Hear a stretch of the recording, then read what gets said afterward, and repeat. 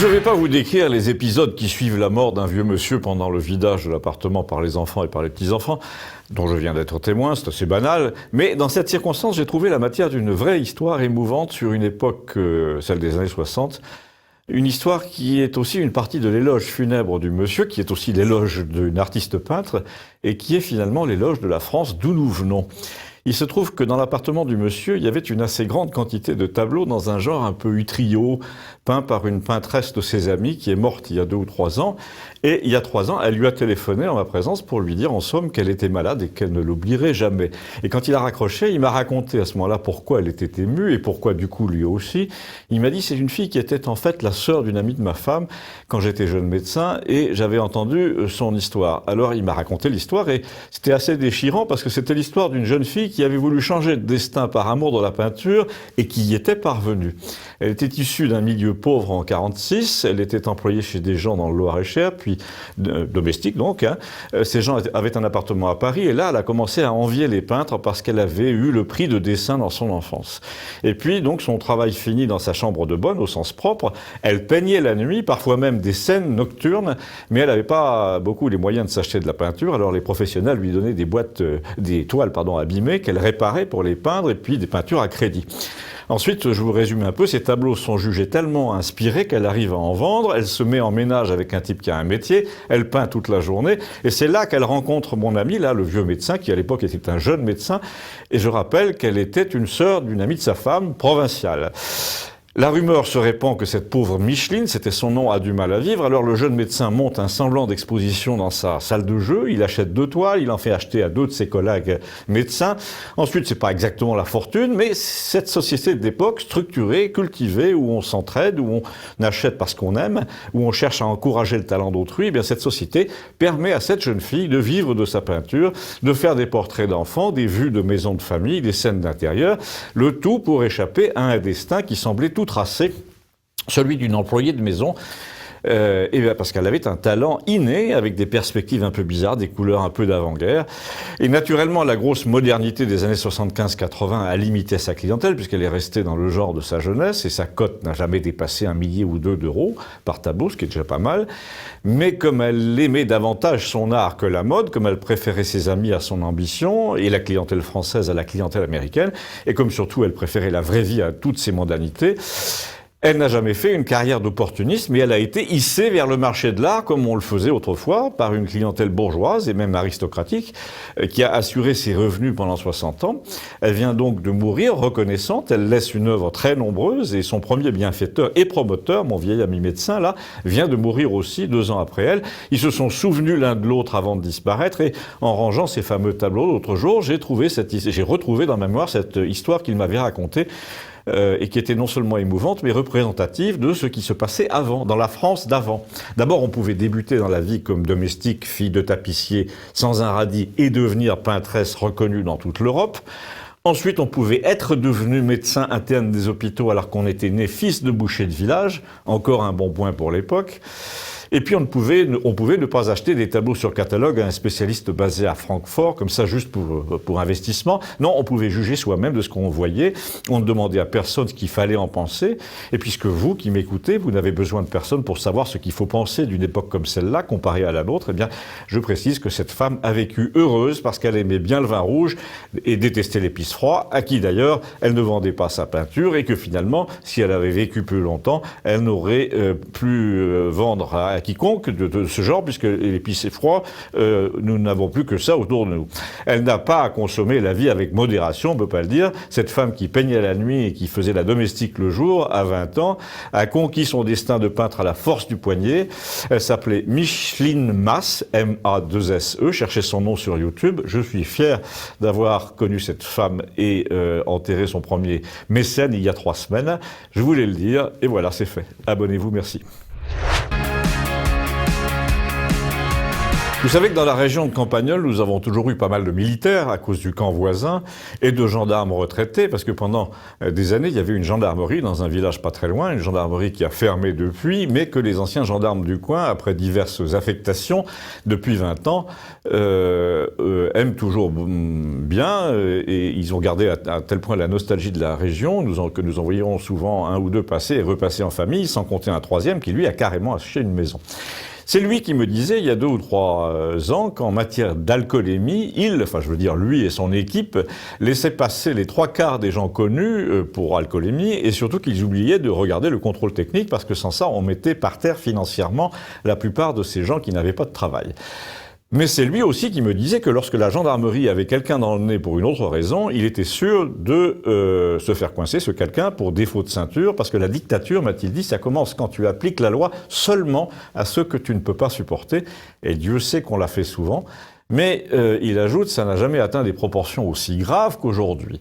Il est retraité naturellement, mais quand il veut faire passer une vérité, il dit toujours il emploie toujours l'expression « des collègues m'ont dit ». Il faut savoir que la gendarmerie est divisée en ce moment en 2 courants, les gendarmes qui sont complices de toutes les combines du pouvoir et ceux qui s'entendent pour lui résister en douce. Là, quand il dit « des collègues m'ont raconté », il faut comprendre que des collègues outrés par ce qui se passe lui ont raconté comment ça se passe. Et que se passe-t-il ?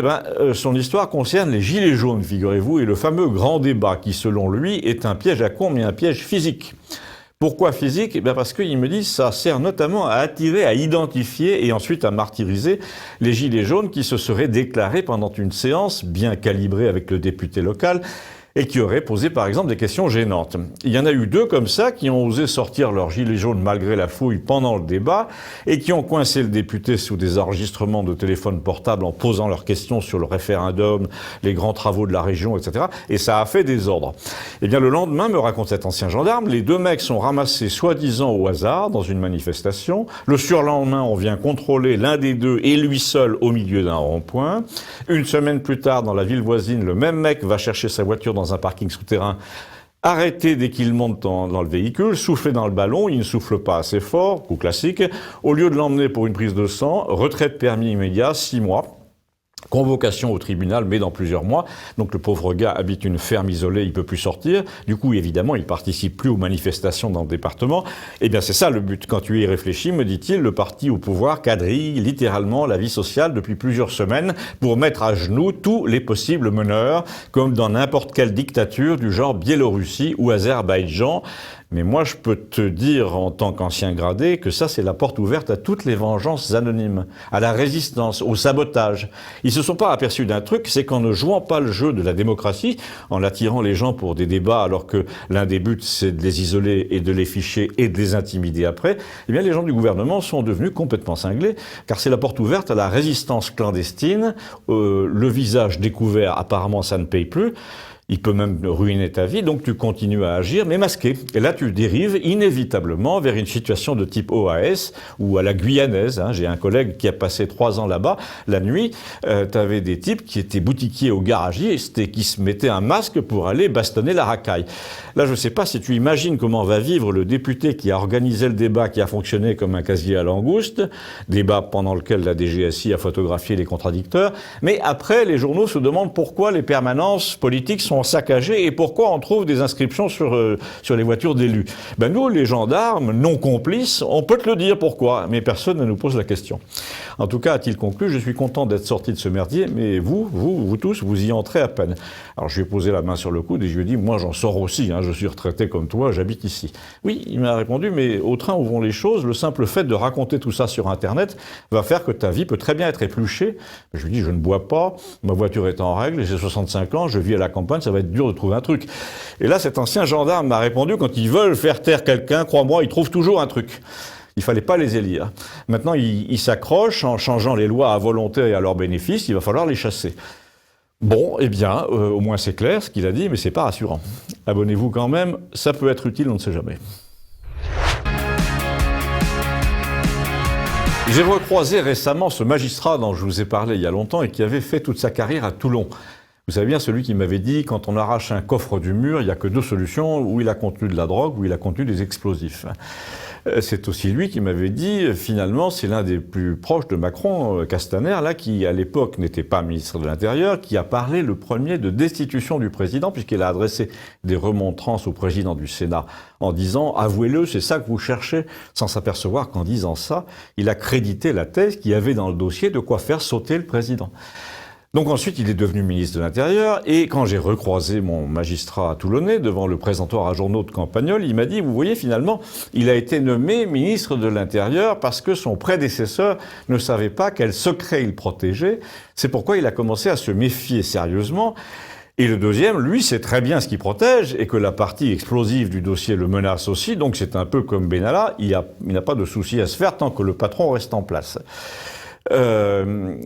Il a tellement peu de soucis à se faire, me dit mon magistrat, qu'il commence à accumuler les imprudences, comme par exemple cette incroyable opération de contrôle des routes qui mène à Paris à la veille d'une manifestation autorisée, avec des heures d'embouteillage évidemment, ce recours aussi à la mitraillette contre des manifestants qui ont 60 ans pour la moitié d'entre eux, mais surtout, il y a cette histoire de boîte de nuit où il plaide l'atteinte à la vie privée, mais il le fait dans la plus parfaite ambiguïté, puisque quand vous filmez quelqu'un en train de faire des bisous dans le cou à une femme qui n'est pas la sienne dans un lieu public, c'est en effet de la vie privée. Mais quand le type va simplement dans le lieu public en question, se saoule et danse sur la piste, il se place exactement au même niveau que tous les adolescents, les jeunes qui en font autant pour envoyer leurs clips sur Facebook. Donc il va être dur de plaider que sa seule personne sur la piste de danse était intouchable. S'il craignait les indiscrétions, il ne fallait pas y aller danser comme ça dans une boîte connue, me dit-il. D'ailleurs, quand on y réfléchit, c'est obscène de voir que 3 ou 4 heures seulement après les dernières salves des canons à eau contre des gens qui gagnent 1 000 € par mois et qui rentrent chez eux pendant de longues heures à 4 dans une voiture pourrie garée à 30 bornes de Paris, pendant que tous ces gens s'en vont dans la nuit en mangeant leur sandwich, le ministre de l'Intérieur, lui, fait ça au milieu de la jeunesse la plus verdie de France dans une boîte à la mode. Et c'est là que mon magistrat s'est fait un peu plus sérieux. Il m'a dit, d'une manière générale, depuis Hollande, depuis que la France est plus ou moins en état de guerre, le grand reproche qu'on peut adresser à tous ces gens qui gouvernent, c'est de ne pas faire abstraction de leur propre vie, de ne pas dormir au bureau, de ne pas se vouer corps et âme à leur mandat. Castaner, il en a pour 2 ou 3 ans à peine. Il peut pas la mettre en veilleuse, pour ne pas dire la garder sous le bras pour 2 ans. Il peut pas s'abstraire en se disant j'ai une mission sacrée à accomplir. Mais en fait, non. Parce que rien n'est sacré pour eux. Ils ne croient pas que c'est en dormant sur un lit de camp au ministère qu'ils vont renverser la vapeur. Mais ils ont tort. Parce que les gens, en ce moment, ne sont sensibles qu'à ça. Est-ce que la façon dont il vit est en conformité avec les préceptes qu'il énonce ? Ou est-ce que on appelle tout le monde à la sagesse pour pouvoir continuer comme ça dans la folie hors des caméras ?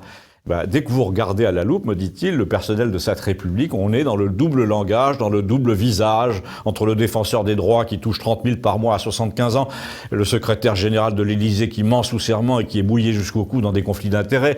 Tout le monde fait le contraire de ce qu'il dit et tout le monde abandonne son poste le vendredi à 5 heures pour profiter de son salaire de 17 à 25 000 €. Et là, je lui ai raconté, et je vous raconte aussi, que j'avais fait l'objet de vives critiques de la part de la Société des rédacteurs du Figaro, il y a quelques années, pour avoir révélé que j'avais croisé le Premier ministre Valls dans une parfumerie à 4 heures de l'après-midi à Paris. Alors on me dira, il avait le droit, sauf que le même jour, à la même heure, François Hollande assistait à un spectacle en matinée au Jamel Comedy Club. Et je posais donc dans le journal la question malvenue, hier à 16 heures, qui gouvernait la France ? C'est un peu comme quand le président, là, est au ski pendant que Paris brûle. Eh bien ça, c'est un tabou absolu. On n'a pas le droit d'informer les gens sur ce que font tous ces gouvernants quand on a le dos tourné. Du coup, m'a dit mon magistrat, en surenchérissant, vous n'écrivez plus dans ce journal. Mais finalement, il importe peu, a-t-il ajouté, car désormais, ce qui va se passer contre les journaux, leur personnel, leurs propriétaires, et c'est inscrit dans les gènes de la situation. Jolie expression, je lui ai dit, il m'a répondu, oui, j'appelle ça de la biopolitique. Quand on peut lire dans l'ADN d'un pays ce qui va se passer, c'est de la biopolitique. Vous savez, certaines femmes de mère en fille, malheureusement, font un cancer du sein à 40 ans. Et bien la France, tous les 40-50 ans, remet en cause l'ordre social et généralement, elle met le feu à tous les pays du monde sur le même thème. Vous n'allez pas tarder à voir fleurir des gilets jaunes partout. Ils sont déjà interdits dans certains pays par crainte de la contagion. Mais interdire les gilets jaunes, c'est comme traiter un eczéma avec du fond de teint. Ça se voit moins, mais ça gratte quand même. Abonnez-vous, merci. J'ai déjà dit, je crois que notre seul abonné au monde dans le village, au journal Le Monde, fonctionnait sous le régime de la pensée obligatoire, mais nous venons d'en avoir l'illustration puisque sa Pravda personnelle là, était ouverte l'autre jour à la page exacte dont il s'inspirait pour faire la leçon à une fille de passage, à une future candidate au bac, qui se plaignait du dispositif grotesque mis en place par le gouvernement sur Internet pour tenir compte des préférences des futurs étudiants. Elle disait que le programme sur Internet, qui mettait en rapport les vœux et les places disponibles, était à peu près aussi rusé qu'un robot aspirateur qui rôde sur le tapis avec des petites roulettes et des capteurs. Le principe était le même, quand ça marchait pas là, on allait là, jusqu'à ce qu'on trouve un coin libre. Eh bien, elle refusait d'aller remplir une case libre en allemand quand elle avait fait 5 ans d'espagnol, et notre abonné au Monde de lui dire « Mais tu as envisagé de t'inscrire à l'étranger ?» Et là, pour vous montrer à quel point ce type est un agent de l'Empire du bien, ou de l'Empire tout court, je vous brosse l'arrière-plan. Derrière lui, son journal Le Monde était replié sur un article qui disait à peu près que les Français étaient les mauvais élèves de la mobilité en Europe. Un peu comme cette fille était une mauvaise élève de la patience nécessaire pour trouver une prépa. En gros, s'il y avait des places libres en droit des affaires, il fallait qu'elle arrête de vouloir étudier la littérature espagnole. Et s'il y avait des places d'étudiants étrangers disponibles à Berlin ou à Dublin, il fallait qu'elle envisage d'aller passer une année ou deux hors frontières. Alors j'ai jeté un coup d'œil sur l'article. À aucun moment, l'idée que les jeunes Français puissent ne pas souhaiter quitter leur région pour aller étudier dans le nord de l'Allemagne n'avait effleuré le journaliste. Il se plaignait seulement de ce que nous ayons du retard dans une évolution hautement nécessaire. Notre main-d'œuvre, nos étudiants, ne voulaient pas s'installer ailleurs. Non seulement c'était étrange pour le journaliste, mais c'était préoccupant. Préoccupant, mais en quoi ? Là, je saute quand même quelques étapes dans la conversation qui nous a opposés avec le type, et je suis intervenu pour dire à l'abonné au Monde, je me demande en quoi le fait d'aller passer 2 ans en Irlande est préférable à celui de vouloir rester chez soi, mais tu vas sûrement nous l'expliquer. Eh ben, on apprend l'autre langue, on voit d'autres gens, me dit-il. À quoi cette fille-là, et qui était là, a répondu qu'elle ne bougerait pas de toute façon, car elle avait une relation très forte avec sa grand-mère, qui était très malade, et que même elle sauterait une année à la fac s'il fallait s'occuper d'elle. Alors s'installer au nord de l'Allemagne, encore moins, non merci. Là, il y a eu un silence, parce que l'argument de la grand-mère était quand même assez fort pour s'installer au comptoir entre nous, mais j'avoue que j'ai profité de la situation pour pousser dans ses retranchements notre lecteur du Monde, et pour dire, bon, oublions le cas d'Aurélie, la fille s'appelait Aurélie. Ce que je voudrais là, c'est que tu me dises pourquoi ton journal n'évoque pas un instant une explication parmi d'autres à l'absence de mobilité des Français, une explication à laquelle tout le monde songe en premier, mais à laquelle lui, le journal, ne songe pas, ne veut pas songer, dont il ne veut même pas entendre parler, pas plus que ton Macron, là. Ah oui, et laquelle, m'a-t-il dit, eh ben, que les Français, par exemple, se sentent bien chez eux et qu'apparemment, ils ont raison puisque tout le monde veut s'y installer. Ils sont quand même libres de préférer rester chez eux, ou alors, dans les 10 prochaines années, Macron va instaurer le stage obligatoire à l'étranger. Et l'autre me répond, ce serait pas plus mal. Alors là, vous vous dites, calmons-nous. Ce gars n'a pas choisi d'être aussi crétin, c'est dans ses gènes. Il nous dessine là une humanité faite d'étudiants Erasmus qui lisent tous Télérama. On va gagner des bons points si on a vécu 2 ans à l'étranger. On aura des allocations si on consent à un mariage mixte. On aura des passe-droits si on parle plusieurs langues. Le latin et le grec ancien ne comptant pour rien. On peut même prévoir que si on parle latin et grec, on va perdre des points. Alors là, vous dites à votre béni oui-oui, là, du Monde, je ne vais pas me disputer avec toi par égard pour Aurélie. La seule chose qu'elle voit, c'est un robot qui lui dit prière d'effectuer un autre choix, comme devant une machine à café quand il n'y a plus de lait en poudre. Alors qu'il s'agit de son avenir, de sa vocation. Je ne sais pas si tu vois la différence. Et l'autre de répondre, quand on a une vraie vocation, on trouve toujours à la satisfaire. Et là, il y a un type qui passait au moment de sortir et qui a dit, par exemple, toi, ta vocation, c'était casse-couille, on peut dire que tu as réussi. Difficile de trouver une meilleure conclusion, n'est-ce pas? Mais il est facile, en revanche, de faire circuler ce petit sujet. On le retrouve sur Campagnol TVL. Merci. Je vous ai parlé du maire fou de Saint-Barnabé qui avait une BMW qu'il a revendue pour une Clio pour faire plus gilet jaune avant de s'engager tête baissée dans les histoires de grands débats et de plastronner à côté des autres élus à Souillac. Eh ben, il vient de racheter une Alfa Romeo. Alors, à lui seul, ce détail témoigne de la mobilisation générale qu'a essayé d'organiser le pouvoir pour faire croire que la France entière adhérait à l'idée présidentielle de bavarder à 21h30 sur des sujets imposés, alors qu'en fait, les informations qui remontent du terrain, comme on dit, ne sont pas très bonnes. Et le terrain, c'est qui? Eh ben, c'est Campagnol, par exemple. Et là, je vous le donne en mille, on pouvait pas tomber mieux. Notre ami Gustave, le bouquiniste, a été démarché par téléphone par Harris Interactive pour aller participer à un débat citoyen à Rodez ou à Toulouse, je sais pas. Ça paraît bizarre, vous allez douter de ce que je vous dis, vous allez penser que c'est un coup monté pour alimenter cette chronique, mais pas du tout. Et pourquoi lui? Parce qu'il est tout le temps sur Internet, notamment sur eBay pour son métier, ce qui témoigne qu'il y a des ponts entre les sites où vous laissez vos coordonnées et Harris Interactive. Vous allez me dire, c'est de bonne guerre, mais à la fin, vous verrez que non. En tout cas, on peut dire qu'il les a fait marcher, les gens de Harris Interactive, le temps de leur arracher des infos sur leur propre fonctionnement. Le type qu'il a eu au bout du film, assez jeune, avec un accent du Sud-Ouest, a précisé que le tapis rouge, littéralement, était déroulé. Défraiement kilométrique, nuit d'hôtel aux compagnies locales. Gustave m'a dit, c'est tout juste, il me proposait pas une enveloppe de billets pour que j'aille faire semblant de débattre, histoire de faire croire que le débat citoyen était un grand succès. En fait, d'après mes informations, m'a-t-il dit, ça marche pas du tout. Il comptait sur 100 personnes et là, il n'en a même pas 50.